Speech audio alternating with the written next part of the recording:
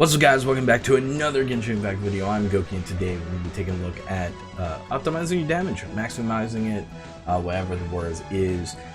There are various things you can do to actually min-max your character, but we're going to double the damage. We're not going to necessarily 100% maximize. To maximize, you need certain artifact rolls and pieces and so on and so forth, depending on the character. But for a general rule of thumb, to increase your damage output from a measly, let's say 28 attack, which my Ningguang does in this footage that we're about to capture, or I have captured, is, you know, and then you compare it by buffing up the artifact that she has equipped, namely the feather and the cup that she has, because the cup does provide geo damage bonus, and the feather does provide some attack boosting. So we're going to see exactly the differences, and you can see why this would help traversing the world. Now, when you first start the game, you're going to have to dictate your two main DPS. In this case of this account, it's going to be my Ningguang and my Razor. Razor is pretty good overall. He helps reduce stamina, so that actually helps right there. He's really good. He's not really good as assisting, but the whole point is to use Wall, Ningguang, and then switch into Razor and do his electric shenanigans.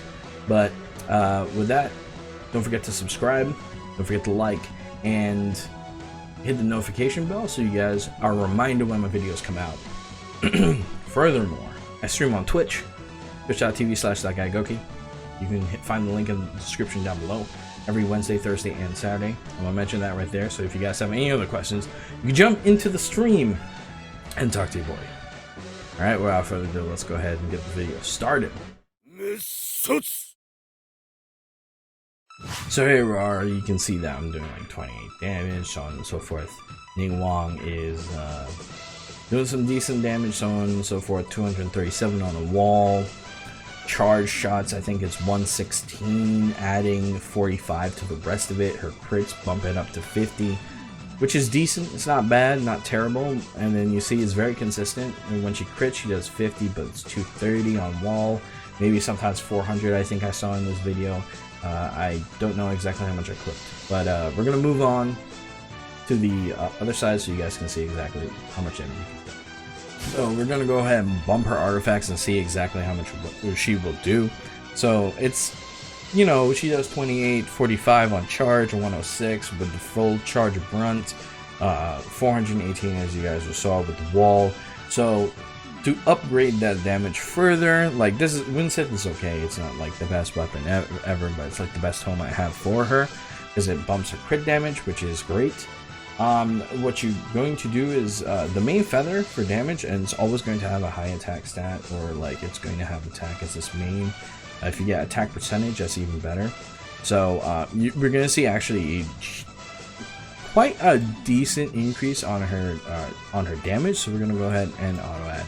Honestly, I wish we could use crystals on these, which I hope they do in the future, where you can use crystals and the material artifacts. That'd be amazing, because just having to farm other artifacts and use them is the big rip. So we're gonna be bumping up her attack as much as I can. I'm gonna try to skip through as fast as I can. Ooh, defense, you. But I'm gonna try to skip through, so you guys might see a time skip right here, or a speed up.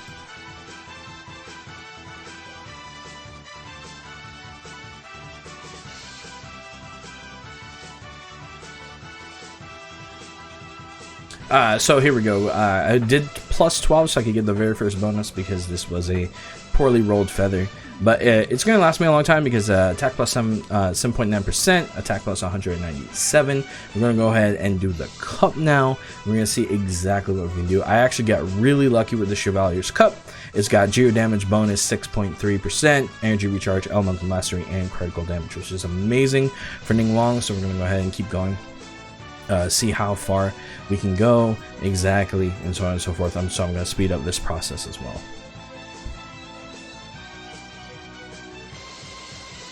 So sadly, I am out of consumes. I could do 3 stars and see how much exactly. I'm pretty low in the game where like 3 stars are pretty valuable for me, sadly. I could get rid of some of these, so let's go ahead and get rid of some of these. Let's get to 8, the very first level we possibly can get. And we're gonna go ahead and get rid of We're gonna get rid of some of this stuff. We're gonna keep the Scholar's Cup. We'll get rid of these, the Wandering Doctor stuff, the Adventurer stuff. Let's see if we get ×2 level. No. Alright, let's see. Can we make it on just 3? I think we can. Okay, we're gonna get rid of this Berserker's Timepiece because I remember its defense percentage, I believe. And we're going to randomly upgrade. By the way, this cup is bonkers. So we're going to see, we're going to be able to damage test and 5% on the crit rate. So if you notice, I should have shown her stats previously, but her stats have a big bump, you know, quite a decent bump, comparatively to like what she had previously. So if we look at her attributes, she probably has some good stuff going for her now. She's probably sitting pretty with some good crit damage. Look at that crit damage. Look at the terrible crit rate though. She's got some good energy recharge going in, and so on and so forth. She is pretty much ready to go. Let's go ahead and test her. Let's see what is up with this character. Let's see how strong she is. Okay, off the bat, doing 55, so when she was doing 28 before, 304. For her charge, her crit comes through, 97. Really good.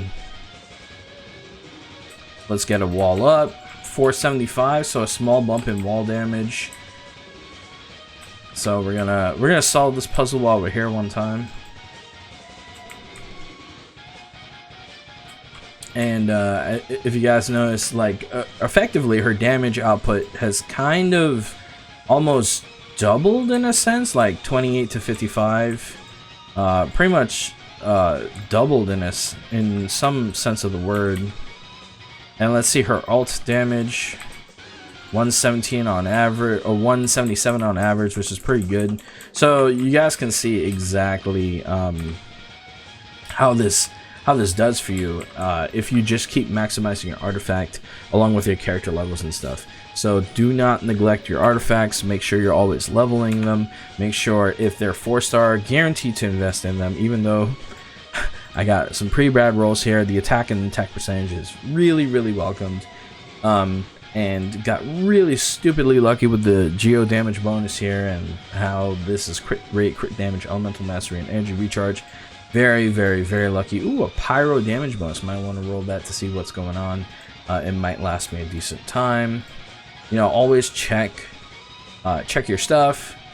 She's got Adventure's Pocket Watch. You might give her a Berserker's Timepiece instead, just to give her that 12% crit rate, and so on and so forth. But within time, you guys will gather some better artifacts. You'll see some better rolls. Look out for these things that specify your character's damage.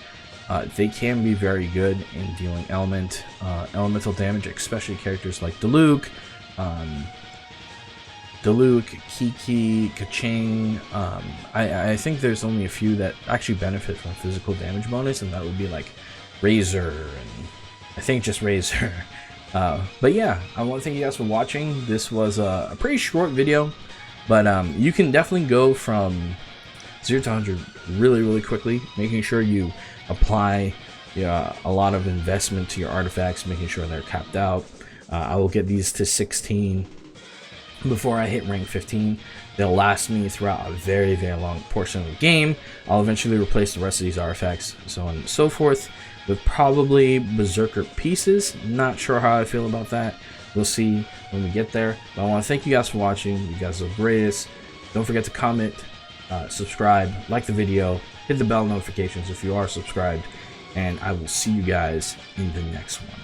And as always, adventure on.